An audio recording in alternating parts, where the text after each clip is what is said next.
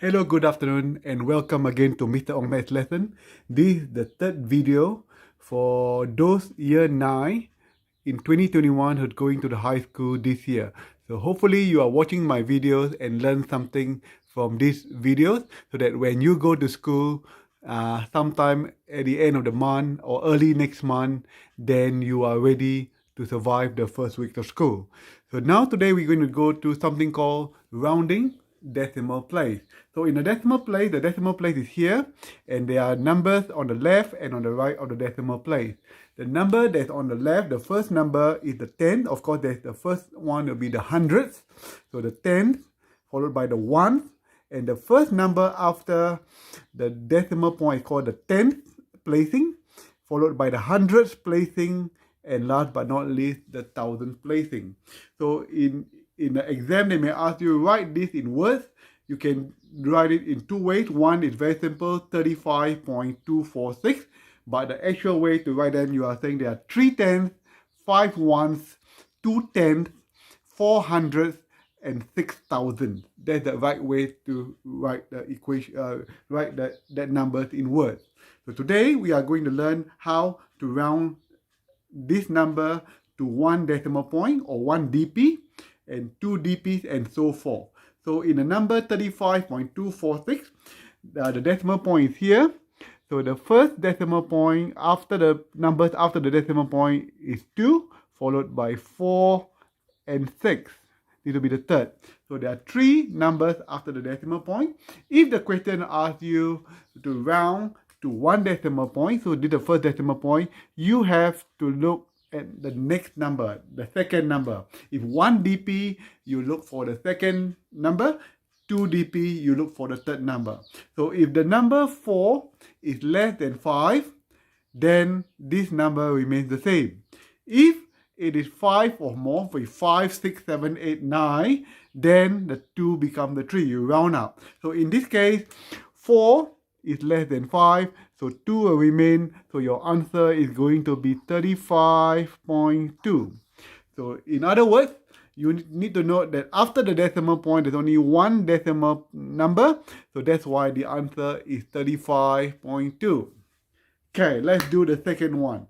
2 dp, again, this is your first dp, second dp, and third dp. As I said before, if you are rounding to 2 dp, you have to look at the third number. In this case, the third number is 6. 6 is more than 5. So in that case, you are going to round that number 4 there to the next number. So your answer, if to round to 2 dp, is going to be 35.2 instead of 4, because 6 is here, you're going to round up, 4 becomes 5, and that is how you round to 2 dp. Got it? Good. Now we're going to do something different. Significant numbers is similar but slightly different. Okay, significant numbers are slightly different. So instead of decimal point, the first number 3 is the significant number, 5 is the second one, 2, 4, 6 is the third, fourth, and fifth. So the principle is still the same. If I were to ask you to round to 3 significant numbers, so this is the first, second, third, you have to look at the fourth number. The fourth number is 4. So 4 is less than 5. So 2 will remain. So the answer is going to be 35.2. Got it so far? Good. Now we look at question B. Round to 4 significant numbers. So 1, 2, 3, 4. This time you look at the fifth number. And this time 6 is more than 5. In other words, you are going to round up the 4. The 4 becomes the 5. So the answer is going to be 35.25, because 4 is rounded up because 6 is more than 5. Okay, now we look at the interesting question, round to 1 dp. So if you are looking at 1 dp, you have to look at the second number. So the second number is 5. So 5 is more, 5, 6, 7, 8, you have to round up.